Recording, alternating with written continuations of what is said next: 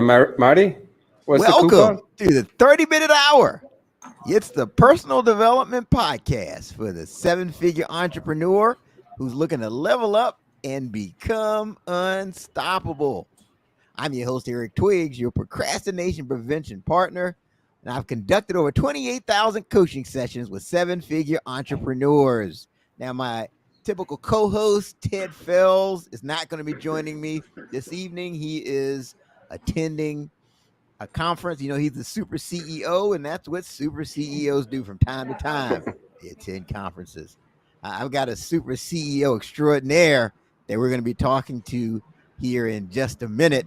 But we're going to be talking today about the top 5 attributes of a future sales champion. You really want to lean in on this because this applies if you're looking to add someone to your team. This, even if you're a solopreneur and you're trying to put yourself out there and get better with the sales process, you need to know these attributes. You want to lean in, and we've got a special surprise bonus that we're going to be giving you towards the end of this episode. So you want to stay throughout the whole episode. Make sure you hear that. We're talking about the top five attributes of a future sales champion. I'm going to go ahead. I'm going to bring on the man of the hour. He is the founder and CEO of Great Dane Ventures, the Accelerator platform, and Elevate Media. He's the author of the 0 to 100 million sales blueprint book and the goals, grit, and greatness planner. By the way, I have both of these. Let me tell you, I read these types of books all the time. This is fantastic. I mean, you literally want to take this if you're a seven-figure entrepreneur and just follow step by step what he says. We'll get more into it throughout this episode. But he's been a serial entrepreneur since 2002. He started and exited 6 companies successfully. That's all that needs to be said on that. I'm just going to go ahead and bring him on now. Please join me in welcoming to the 30-minute hour podcast, Gary Garth. Thank you so much for having me, Eric. And thank you for the thank you for joining comprehensive me. introduction. I've been looking forward to this for a while. I have to be careful because there's so many things I want to ask you and so many discussions I want to have. This could be like a 2-hour episode, but I know you got a lot to do. So you got things to do. I'm not going to keep you, but definitely welcome to the show. I did want to give people some backdrop. So what was it that inspired you to become an entrepreneur at the age of 20? Yeah, I think there was a lot of reasons. Assessing my personality type throughout the years. I've also a huge advocate of coaching and personal development and everything that you guys preach. You're preaching to the choir. So I identified, throughout that journey that, as an individual, I just aspire to make an impact. I like to feel significant. Obviously, I was always very ambitious and aspiring towards not everything, but also a simple thing as a better life and certain materialistic accomplishment, achievements, etc.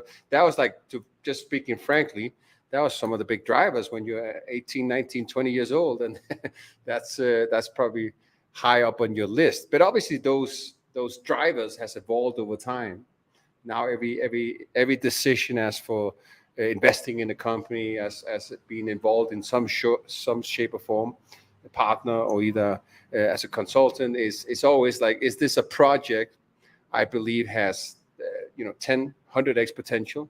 Can it be scaled? And then furthermore, is it for the greater good? Can it make an impact? Whether it's like my book, the Accelerator platform, Elevate.io, we only work with verticals where we believe that we indirectly are helping. Like for instance, with Elevate, we work a lot with addiction treatment centers, mental health care providers. That is a topic that is very hot nowadays. There's a lot of people suffering, and we are helping a lot of providers by making sure they're operating at a maximum capacity, a high occupancy rate, and just bring down the cost per mission so they can keep expanding the service offering. So everything I do as an entrepreneur nowadays has to be tied up with a greater purpose, so to speak. So if you ask the Gary 20 years old, it was probably a bit different than the drivers as Gary 43 years old. So that's interesting. I mean, like there was never a time where you thought of working for somebody else. Like just from day one, you said, you know what, I need to be working for myself. I need to make this happen. Well, not 100%, but I was I started self-employed directly after high school. Started a company. I was very fortunate it was one of those things when you're at the right time with the right idea, and it was just all the right circumstances. This was, 25 years ago. There was DVD players, was new and hot, and I found out a way to import movies from US to Denmark, where the hot movies went in the cinema. They came out like 6 to 9 months before in US than in Denmark. So I was able to sell those by selling DVD players that had a chip and were coded for that. So it was just one of those sheer coincidences, but that evolved. We opened several stores. I was one of the first companies in Denmark to do e-commerce. We did a lot of revenue on e-commerce. So I dabbled into a lot of new concepts, and I was fortunate to sell that company, not with a huge exit, but just, 20 years old, I got some pocket change, and that allowed me to then move on. I actually spent all that money in like about 15 minutes. Right. I did. And then I actually took a job in sales again. I had started in the sales job, and that's when I got into a company. I very quickly grew in the ranks, and then that's when I started to talk with the former sales manager of that company, saying like, listen, we can do this better. Like, why don't we just start on our own? Because every time as a performer, I would come to leadership with some recommendations. What our clients are asking for XYZ. What if we add this product feature?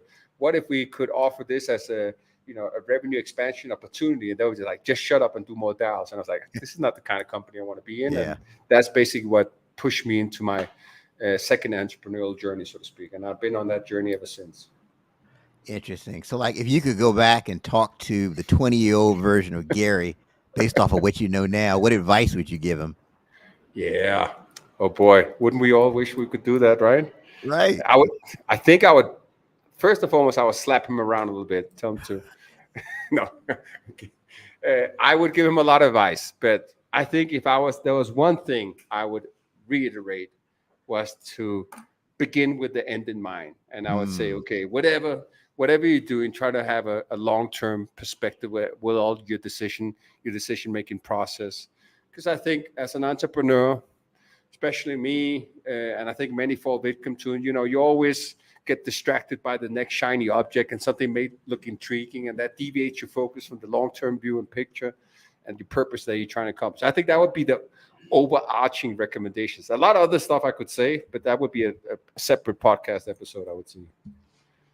Yeah, no, that's great advice. It keeps you from spinning your wheels when you're working towards that North Star, and everybody knows what the North Star is. That also helps as well. Yes, so you've started and scaled 6 companies. Mm-hmm. So how would you describe if you had to go step by step, right? So tomorrow you've got this idea for another company. What's your step-by-step process to successfully start, scale, and exit a business? Yeah. So I have 14 chapters in my book.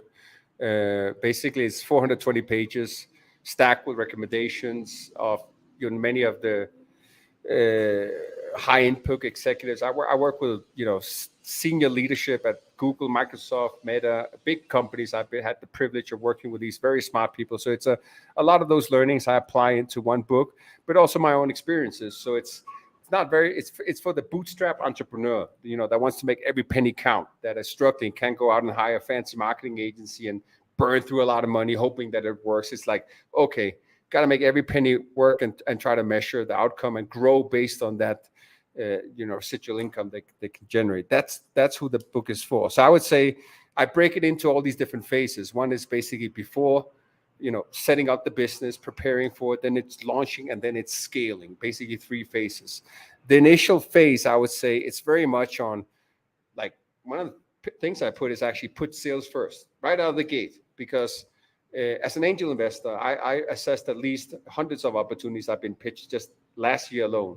In my last marketing agency, I worked with over 5,000 advertisers, and we managed 300 million on their behalf. And I also enable about 200 resellers to sell our services and products.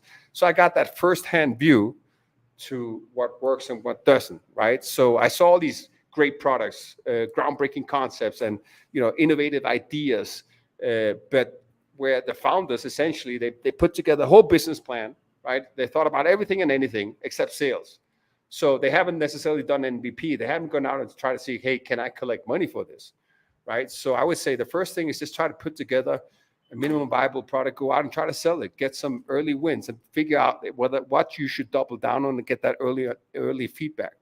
Once you've collected that, then you can go into I would say, then you double down on the research process. And I say this because that's going to dictate your messaging, your narrative, your unique selling proposition, how you market, which channels you should advertise on, how to build your sales blueprint for your reps, the scripts, rebuttals, sequences, everything stems from that original research. So I look at firmographics, demographics, and psychographics, all the prospects, and basically bake it out into like great detail, so that that will then dictate, okay, is this a blue ocean strategy? Is this a red ocean strategy? What should our pricing strategy be? And how can we put it together? Then start looking at my nearest competition in that field and actually do like a mystery shopping process where you collect data. Say, one thing is what companies put on the website. Another thing is like try to pick up the phone and call them and get a demo and see how are they positioning them. When I asked them this question, how do they revert to that? How do they benchmark themselves over another competitor? And you actually get a lot of information just by asking questions, because guess what? You got a sales rep on the other end of the line who's really hungry to sell you products or solutions, and they're going to get the commission. So they're going to drop everything on you. You get a lot of intelligence. Once you've done all of that, then you can go back to the whiteboard and say, okay, wait a minute. Should we do direct sales or channel sales? Big consideration. A lot of entrepreneurs, they entirely discard channel sales, but that's the multiplier effect. You can really scale fast if you put together a good offer, process, and systems that enable other people to sell for you. And then it starts to whichever is direct sales or channel sales is figuring out, okay, how do we crack the code on sales first and foremost, right? Preferably you as a founder should be the chief sales officer. That's kind of like my notion overall. But then when you add that first layer, right, then who should you hire as the first reps, right? What to look for. Once you've brought them on board, what kind of onboarding process do you need to have? I map out like a 90-day process so that you make sure they hit the ground running. They have everything and anything from a company, product standpoint, competition standpoint. They're basically enabled to sell for you without having to look for answers or make up stuff. Basically replicating what worked at an early stage. And then it's like sales leadership, right? Then it's sales operations, right? Then you're talking marketing and sales integration. Then it goes into how to scale all those things by adding the right technology. That's a big topic nowadays, sales and MarTech. Everybody's looking for that next application or this next piece of software that's going to make my life easy and going to triple sales overnight. Guess what? Without proper adoption by your team, your reps, without having thought in and factored into processes, it's going to go to waste. It's just going to be another expense on your balance sheet. So it's basically a comprehensive overview of everything you need to get done in a timely fashion according to your company's life cycle, so to speak, where you are at that stage.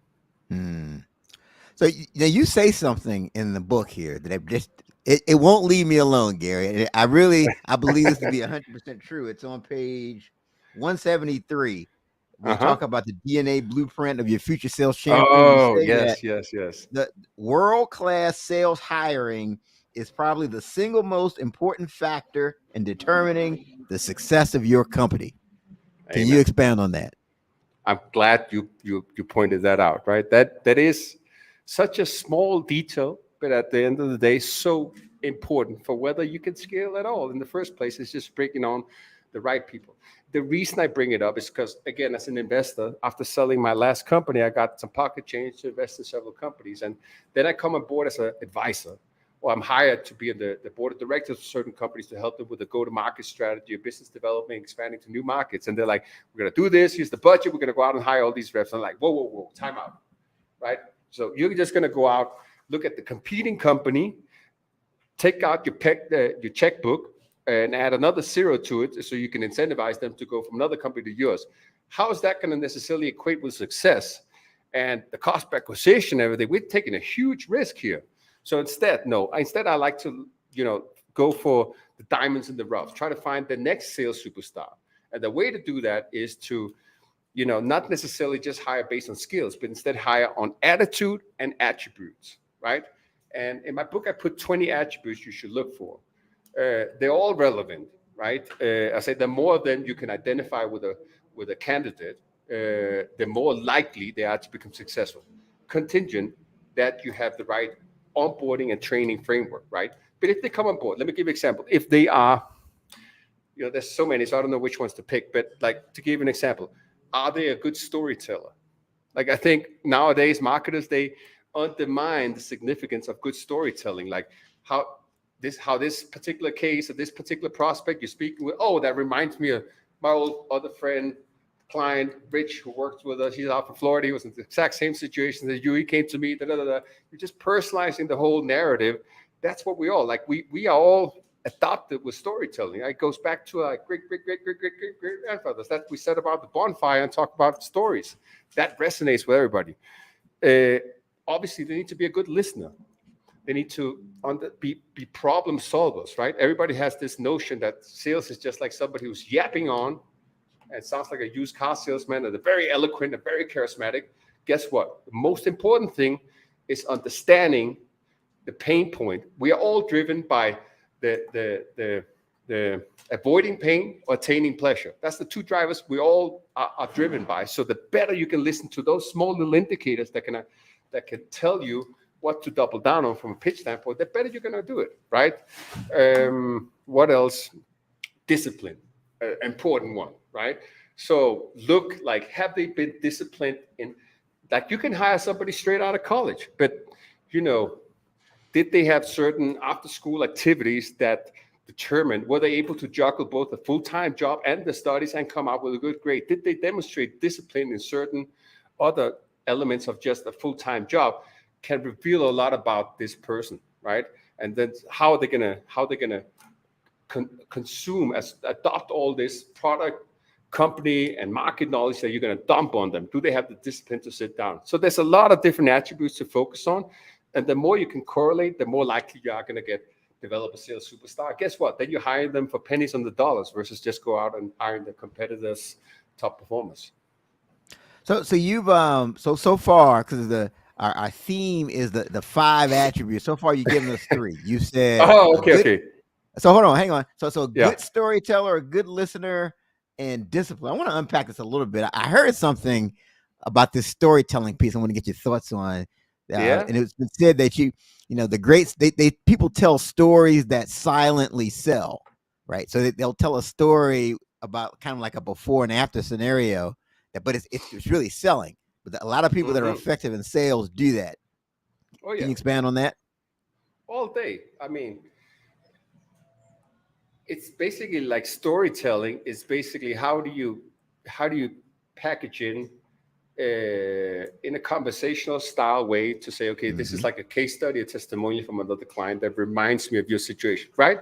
Because what are you signifying there? It's like going back to the principles of persuasion. You're signifying social proof, like you're indirectly telling them that somebody else in this exact same situation leverage your solution.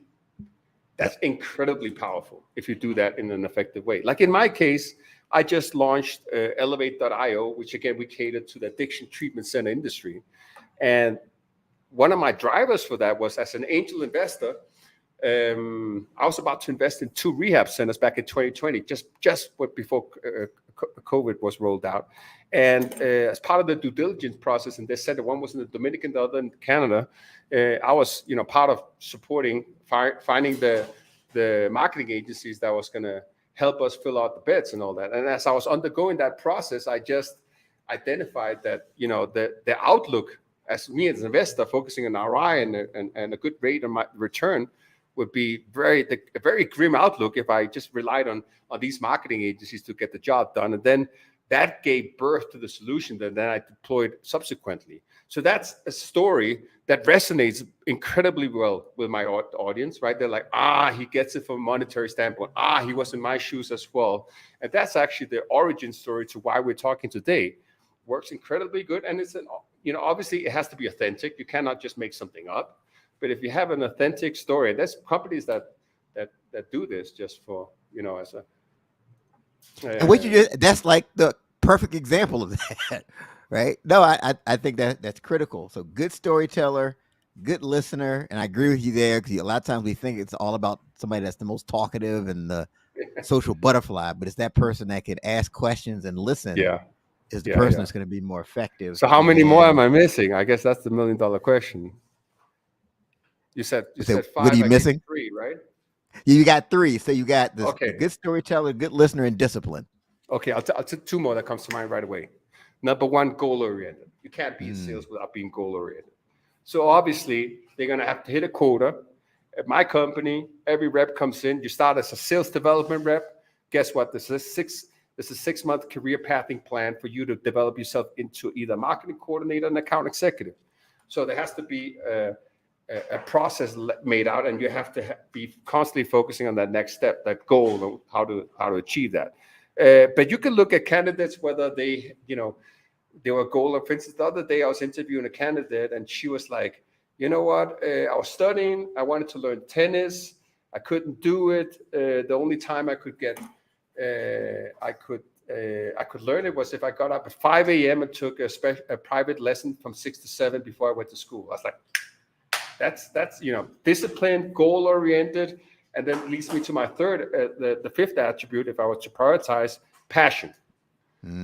Are they passionate about something? I don't care if it's cooking classes, is it camping, whatever it is. When I ask them about what's the one thing you're passionate about, if they're able to go in, and that's another attribute, by the way, become like a purposeful positioner. Say, okay, I love camping because X, Y, Z, and this is what I do, and X, Y, Z, here's the benefits, and mentally, here's 5 side effects of if you do it. When they're able to position that, then it says, okay, if they can become passionate about your product and solution, then it's simply just adding product knowledge to them, and they will become lethal, very effective. But you can't just ignite passion in somebody. So can you correlate it with something else that they have done? There's a good probability you can transfer it if you have a good solution and they buy into your company and your values and your vision, etc. So here's what's interesting, right? I heard you say, you're looking for attitude and personality. I heard you say you're looking for the diamond in the rough. I didn't hear you say, I'm looking for the sales veteran who's been doing this for 10 years. What am I missing? No, don't get me wrong. You need to have some gray hair on the sales floor. Don't get me wrong. But it's just, would you agree that it's kind of expensive to go out and hire 10 Garys and 10 Erics? You're gonna have to have very deep pockets as an entrepreneur. Right. You can maybe add one, right? Make sure that you align on everything. Have built everything out. You align on the methodology and lead qualification. You cover everything to make sure there's not a conflict of interest, some internal conflicts in terms of how you position your methodology and your approach. And if you're with that 2-3 gray hair people on the sales floor, you can start adding all these young bucks that come in at a little lower rate and can be developed. So I would say, to give you a ratio, 1 gray hair for every 3 other applicants. 3 to 1. That also allows you to establish a mentoring system, which I also put in my book, How to Do That. Incredibly powerful. If there's for instance, if you have a sales career path, in order to advance to another position, you have to mentor another guy for the role. So there's a win-win and mutual benefit, and everybody's keep pushing forward for the continued growth of the company. So yes, you need a few gray hair on the sales side. No, I understand that, but I just think that there's a huge advantage to having the people that are newer, because they don't have the bad habits. They don't have sometimes the people that are 10 years in, they can tell you reasons why the customer is not going to buy. We're never gonna hit quota in December. Everybody's pushing it to next year. Like, guess what? Right. It's possible. Yeah. Good point. Well, good. Now this is spot on. So for those of you that just joined us, we're talking about these 5 attributes of a future sales champion. We said good storyteller, a good listener, they're disciplined, they're goal oriented, and they have passion. And Gary, again, I agree with you because I think there's something to be said for the fact that like how you do anything is how you do everything, Yeah, right? yeah, So the that's person true. who is setting a goal and getting up at 5 a.m. because they're so passionate about learning how to play tennis, they're going to find a way. They're going to do They'll when they find a come to way. work for you. Yeah, Chances are they're going to demonstrate that same level of passion and urgency. correct, correct. Now you saw the book and you saw the 20 attributes that I recommend. Which one would you have picked that I didn't pick here as the top five? I'm Ah, curious. that's good. So let's see. Curiosity. You got it here. Number Yes, 4. that's a good one. Amen, brother. I yeah, I do find the people that are curious, that are asking themselves questions, asking questions about, hey, why do we do this? How can we do this better? I think that's a key attribute. I'm actually glad you put it in the book. So important. So important. Absolutely. Um, Along with always be learning, right? It goes hand in hand. Right. So Um, I have a but bigger can you issue with just? But then I get chat Gen Z telling me, so can't you just chat GPT it, Gary? can you use artificial intelligence? So I have an issue. I've had people who aren't curious, right? They try to get them to go to a training class, and it's like, oh yeah, well I already knew that, or yeah, Hmm. I've been doing this a long time, Yeah. and I find that those individuals tend to have the worst results. I would never hire them in the first place. I Yeah, agree with you. yeah, So, for instance, like that's part of like the recruitment process. Equally important is like, for instance, I put in my book like a suggested stage. You know, every leadership book says, you know, hire slow, fire fast, right? But what does that mean, right? So for me, it's like everything from candidate assessment centers, or like I can send a book to a candidate, my book, and then say, read that chapter, let's talk about that, or which one do you identify the best with. It could also be a white paper on a specific product if it's a product specialist, and then have a conversation, because it shows again, do they want the job enough? Are they determined? Will they pick it up and read it, right? The worst thing I get is like people coming in for the job and like, yeah, what is it you guys do it again, and so forth. Like, come on. right. So a lot can be identified through that process. And if they don't have that curious mindset or not always seeking to learn, they're going to become dinosaurs in 2 seconds. And not, you're right. I mean, that's almost evident that essentially they're not going to succeed in the role. Yeah, so I would agree. That would be a disqualification criteria even.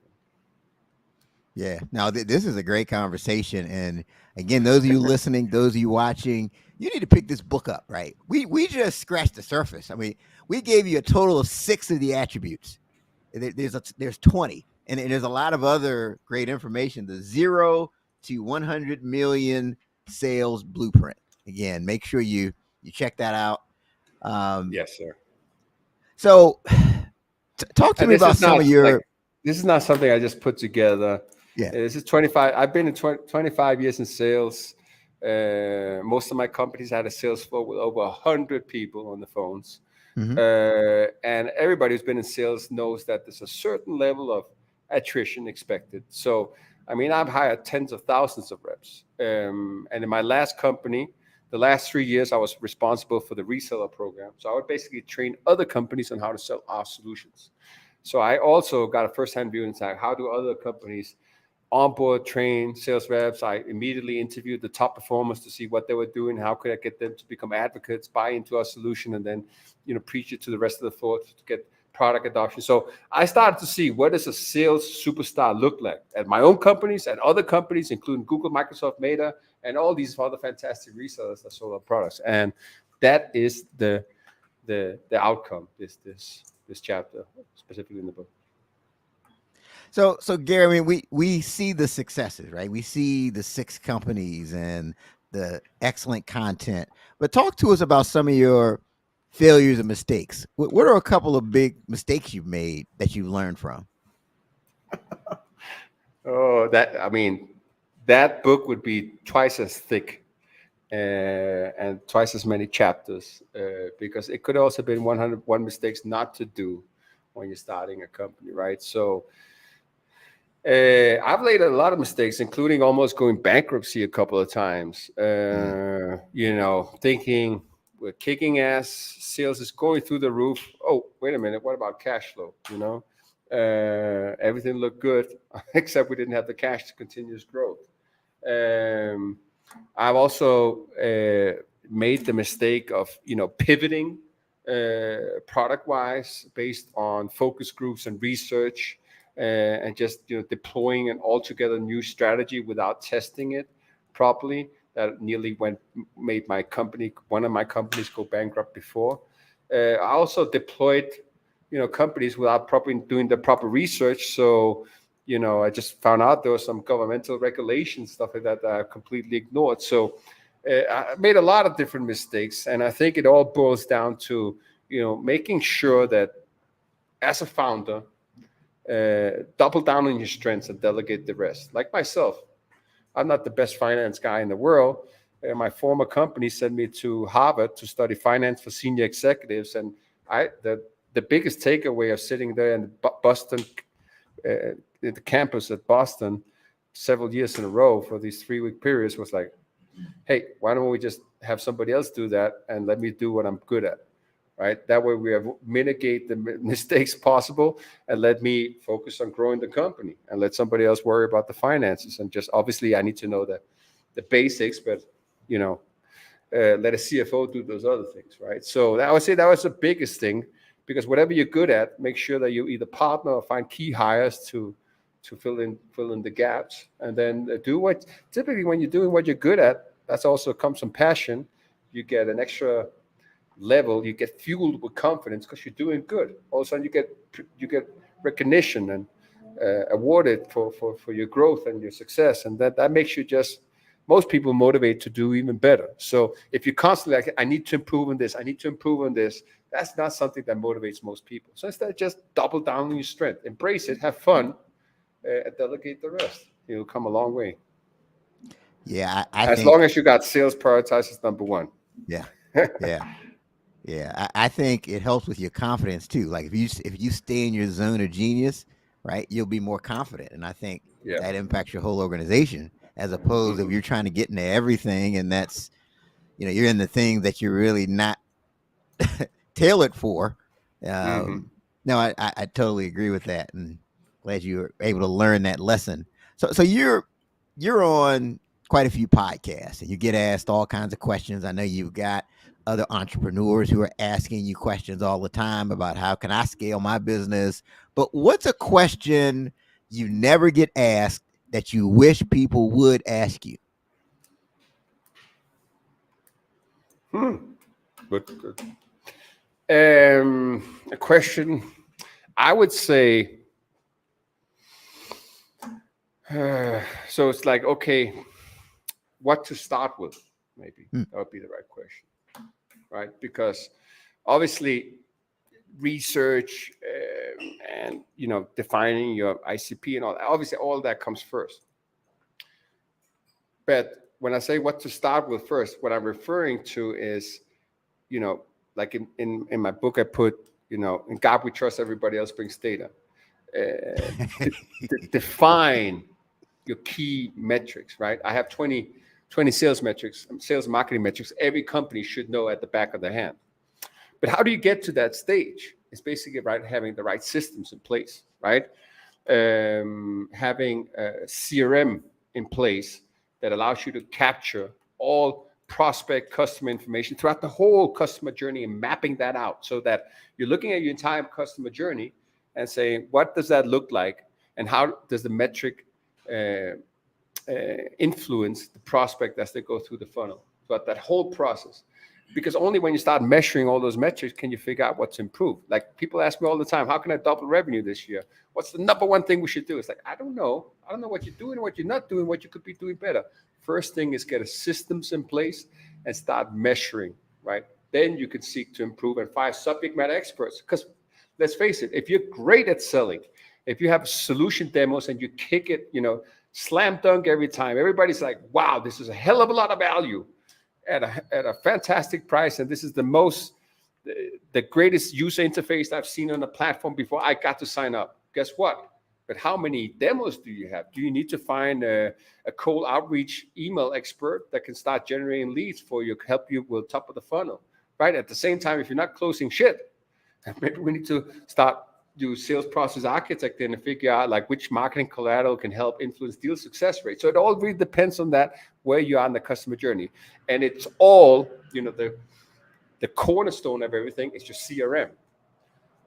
And I say that because I'm speaking with so many customers nowadays, and there's either two scenarios. One, they don't have a CRM. Obviously, I don't know how you can even operate a business without having that in place, because then you can't collect all the data. Otherwise, you're operating with 20 spreadsheets.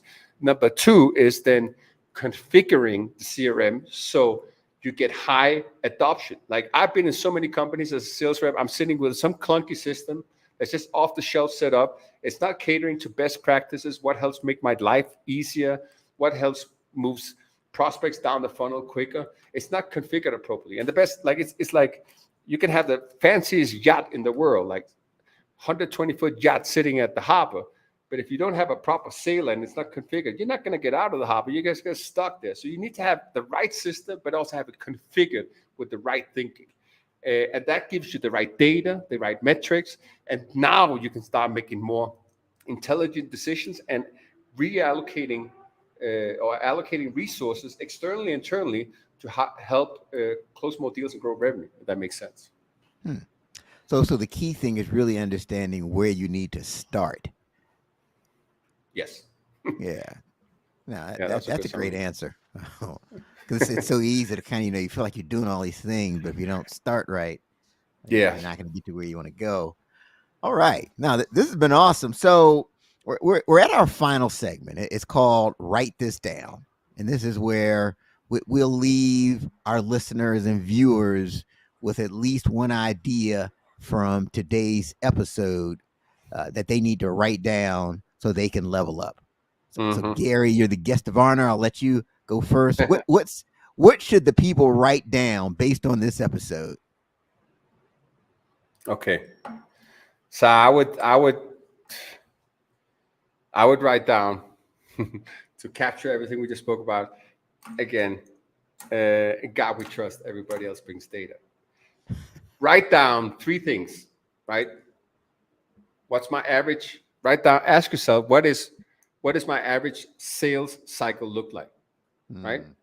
You understand, how can you, what does that give you? It gives you intelligence for your budget forecast and the budget accuracy, which then allows you to do better cash flow prediction and allocate resources to, not hire too many contractors or freelancers, or when to bring on staff, when to start training people, which softwares you should negotiate with. So critical for your profit margin to understand forecast accuracy. And then secondly, again, when we're talking 2023 and it's the year of efficiency, which percentage of my customers am I able to A, upsell, B, cross-sell? Why? Because now that's the low-hanging fruit, right? You don't have to go out and spend high customer acquisition costs, allocate a lot of money towards marketing to get more revenue. You can simply just go to your existing clientele. Furthermore, it's gonna foster a whole, motion of internal focus on customer satisfaction, because guess what? You can't upsell or cross-sell because your clients are satisfied. But that's basically what many companies call same-store growth, or what's your average revenue per advertiser or per account, and how can you expand that? That is pure profit if you're able to get that done. But first thing is just, again, which percentage am I able to upsell and cross-sell? And that will then spark a whole series of new conversations and considerations in terms of how you can grow revenue more effectively this year. Write that down. What percentage of my customers am I able to upsell and cross-sell? So just something came to mind. I find most people are bad with follow-up. Do you find that to be the case? Oh, yeah. I mean, you can look up any report. I think it's in the state of sales from Salesforce, the last report. It's like the average sales rep has 2 to 3 touch points per prospect before they give up on it. And at the same time, the very same report says that it takes between 8 to 15 touch points for a customer to convert. So what There's the the heck gap. are you doing? Right? Setting yourself up for failure. Right. I would say this. I have one word for that is automation. Uh-huh. Two words: personalization and automation. Mix those two together. So make sure that hypothetically you have a discovery call with a prospect. They want to inquire more about solution. You're trying to determine whether a good fit or not. There could be a million different outcomes for what the deferred next step is. Typical sales rep would be, hey, go into Salesforce, go into my CRM, whatever it is, and put a task follow-up in Q3. That's when he told me to step. The smart sales rep would be, okay, let me identify all these things. Okay, they're in contract with somebody else. They're working with a competitor. They're not ready. It has to integrate with some technology we don't have currently. Whatever outcome it is, you activate them into an automated sequence that's personalized based on the outcome. Guess what? Now you do that across like 5, 10 prospects on a daily basis. It becomes an automation monster fueled by personalization, and prospects is going to come back to you, and deals is going to start dropping all the time. So it requires some thinking. But once you do that heavy lifting in the beginning, you're going to start reaping the benefits of all that hard work. Great. Yeah, thank you for sharing that. Yeah, I mean, the fortune's in the follow-up, and if you can certainly automate it, goes back to the thing you were saying about the CRM. It just makes things easier. Yes. So I'll say, I mean, as far as my write this down, just to kind of bring this all together, is that clarity is the starting point of success. Mm-hmm. I just think you have to be clear on what you're trying to do. You need to be clear on what your goals are. You need to be clear on what the right salesperson looks like and what you expect them to do. You need to be clear on who your ideal target customer is and how you're going to reach them. You have to be clear on how you're going to follow up. Are you going to do phone calls? Are you going to have automated CRM? Are you going to send I mean, the level of clarity is critical. So write that down. Clarity is the starting point of success. Clarity is power, for sure. Absolutely. Absolutely. Well, again, man, this is one of those episodes that could go on forever because I have other things we could get into, but I may just bring you back. That's what we'll do. We'll bring you back when Ted is with us, because Ted will be all over this, man. This is because he and I have these types of conversations all the time. This would be great. We're going to bring you back. But I know you've got a special bonus for our listeners and viewers today. Let's talk about that now. Amen. So for the first 50 listeners, that goes to my page, GaryGarth.com. That's GaryGarth.com. I guess you can see it in the show notes as well. Yes. You go to my book page, the 0 to 100 million sales blueprint. You type in the coupon in the checkout process that says the 30-minute, just the 30-minute, all small letters. You'll get the book discounted from $30 to $0 for the first 50 listeners. It's a best-selling book. It's on Amazon. It costs $30 for a paperback version. You'll get it for free. This is for all the founders, for all the solopreneurs, all the entrepreneurs, everybody who's trying to level up, take to 7 figures, 8 figures, or even beyond that, right? This is a blueprint that maybe distills everything you need to do at the different company stages as you evolve and grow your company. I guarantee if you read the book, it doesn't have to be in chronological order. Start with chapter 1, go to 14. Pick the chapter that's relevant for me. I'm hiring sales reps. Go to chapter 7 right away. Wait a minute. He talked about data, metrics, KPIs. How can I instill data richness in my company? Go to chapter 6, right? Oh, wait a minute. I want to add technology, add a CMN to the equation. Go to chapter 13, the significance of technology at scale. You can just tap into the chapter that is your strongest need right now. And I guarantee, apply 1 or 2 of those concepts, it's a guaranteed return, and it will transform your business. All right. I mean, this is a fantastic offer. I mean, the first 50 get a free copy. And we'll put all the information in the show notes so that you can take advantage of it. But make sure you take advantage of this huge opportunity to level up. And I'm telling you, I have this book. And like I said at the beginning, I read business books all the time. Yeah. This is excellent. And if it wasn't, I wouldn't say it was. So You need to There's a take it. lot of great big books out there. I want to say that. Yeah, I've read every single book I could get my hand on. I'm Yeah. autodidact. I have a high school education, but there's not a lot of books that basically tells you from end to end what you need to do. And I was blessed to work with, like, for instance, the head of global sales enablement at Google. He wrote the foreword for my book. I have the Mm, partner director of development, channel development at Microsoft also endorsing the book. The head of channel sales at Amazon is also endorsing the book. And I interviewed every single one of them, right? nice. They worked with me previously. And I was like, so basically picking the brains of all these, giants in sales. And say, how can you stand on the shoulders of giants? How can you up your game overnight by reading what has worked for them, what has worked for me, and apply those lessons? So that's why I'm so confident any entrepreneur who acquires it will transform their sales. Fantastic.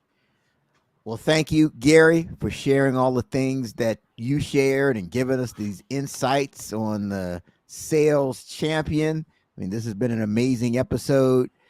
And for those of you listening and watching, don't forget to share the show. Don't keep this great information to yourself. Also, don't forget that you can listen to us on Apple Podcasts, on Spotify, and any of those other podcasting platforms where you like to consume your content. And then one more time, Gary, please give people the website information so they can Yes, sir. potentially take advantage Yeah. of this special offer. Just one more time. I want to make sure everybody gets this. GaryGarth.com, my name. Mhm. You go to the book section and you apply the 30 minutes. The 30 minutes. Or you go to the page 0 to 100 million domain as well. It will do a redirect. Good. But the most important thing is the coupon, the 30 minute. The 30 spelled out 30 minutes. And that's a fantastic name for a coupon, by the way. I should might add that. Right? I was inspired somehow. You're inspired. It just came to me there. No, we definitely appreciate that. Thank you. Appreciate everything you shared. Of course. That is our time for this week's episode of the 30 Minute Hour podcast. And until next time, have a great one.